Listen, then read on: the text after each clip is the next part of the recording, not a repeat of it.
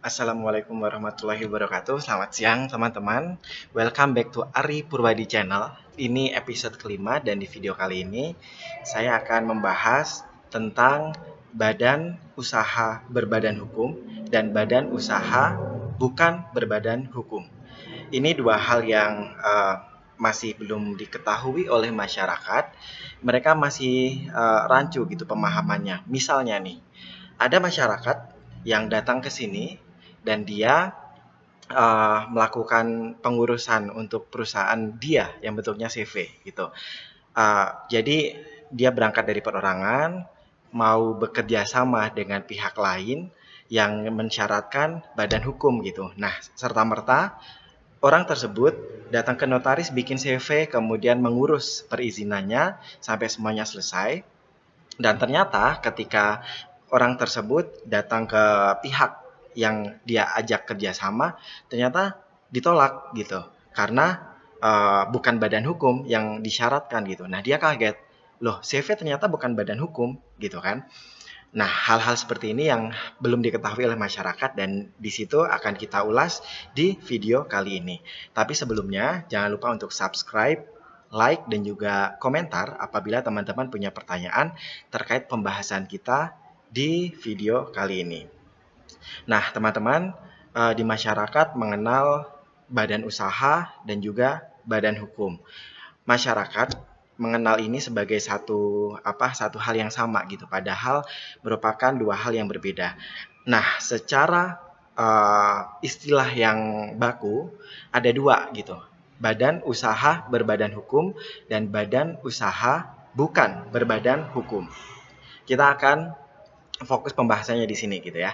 Jadi kalau badan usaha berbadan hukum, ini contohnya apa saja? Contohnya ada PT, kemudian ada perseroan terbuka, kemudian ada BUMN, ada koperasi, ada yayasan.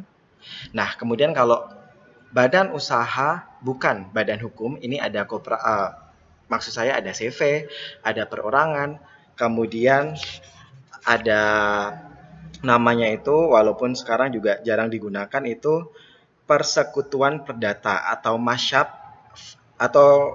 gitu ya. Ini bacanya apa nih? Masyap. Kayaknya istilah Belanda. Nah, itu merupakan badan usaha bukan berbadan hukum. Bedanya apa? Gitu kan? Bedanya yang pertama secara subjek.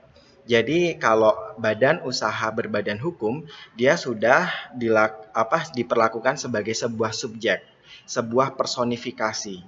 Jadi istilahnya ya sudah ada wujudnya gitu, sudah ada bentuknya gitu. Dia bisa dituntut dan juga menuntut gitu kan. Kemudian kalau misalnya di mata hukum ya sudah ada subjek ini, PT-nya ini atau koperasinya ini atau yayasan ini gitu. Tapi kalau misalnya dia itu CV atau tadi ya persekutuan perdata atau perorangan, belum ada, dia bukan sebuah subjek hukum gitu. Jadi kalau misalnya ada yang dirugikan, yang dituntut siapa? Yang dituntut ya pemiliknya atau pemimpinnya atau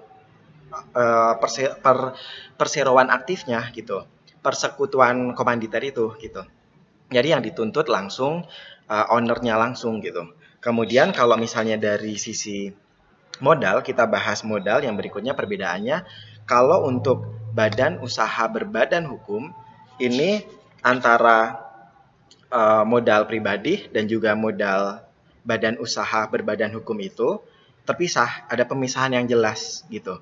Sementara kalau untuk badan usaha bukan berbadan hukum, ini modalnya itu biasanya campur aduk gitu, nggak ada pemisahan yang jelas antara perusahaan dan kepemilikan pribadi. Nah, kemudian kalau misalnya itu juga terhubung juga dengan harta kekayaan.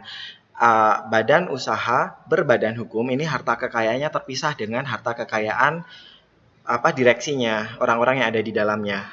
Jadi kalau misalnya PT tersebut dia punya tanah, punya mobil, itu bisa atas namanya nih di sertifikat ataupun di BPKB langsung atas nama badan usaha berbadan hukum tersebut, langsung atas nama PT-nya atau koperasinya atau yayasannya gitu. Tapi kalau untuk badan usaha tidak berbadan hukum, ini harta kekayaannya ini biasanya tercampur gitu karena tidak ada pemisahan yang jelas dan memang tidak bisa gitu. Tidak bisa harta kekayaannya itu diakui sebagai milik dari CV atau milik dari apa persekutuan perdata tadi gitu karena bukan merupakan subjek hukum gitu kan. Nah, ketika ada pihak lain yang bekerja sama dengan tadi badan usaha berbadan hukum, ketika ada yang dirugikan, dia bisa menuntutnya langsung namanya PT-nya ini gitu dan itu ketika dilaporkan ke pihak yang berwajib ya sudah langsung yang dilaporkan adalah PT-nya atau koperasinya atau yayasannya gitu kan. Tapi kalau misalnya CV satunya ya istilahnya tadi memang rada ribet nih. Badan usaha bukan berbadan hukum, ini yang dilaporkan ya penanggung jawabnya atau direksinya apa istilahnya pimpinannya atau ownernya gitu.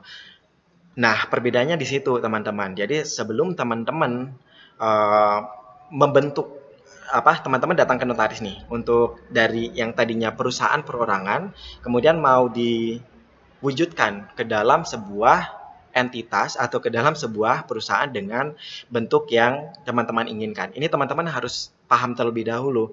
Kalau teman-teman memilih CV kayak gini kayak gini kayak gini gitu kan. Kalau memilih PT kayak gini kayak gini kayak gini gitu.